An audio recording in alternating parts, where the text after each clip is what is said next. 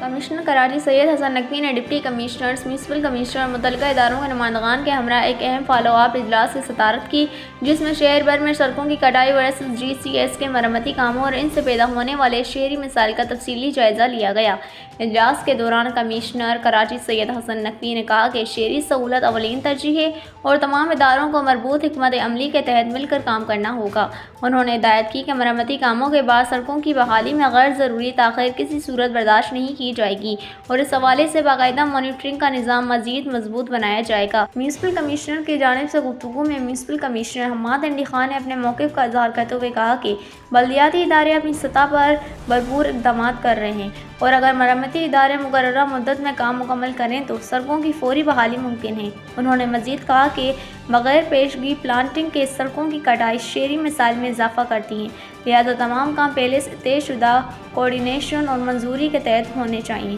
اجلاس کے دیگر شرکاء نے اس بات پر اتفاق کیا کہ شہریوں کو ریلیف فراہم کرنے کے لیے مشترکہ قواعد اور ٹائم لائنز پر سختی سے عمل درآمد کیا جائے گا۔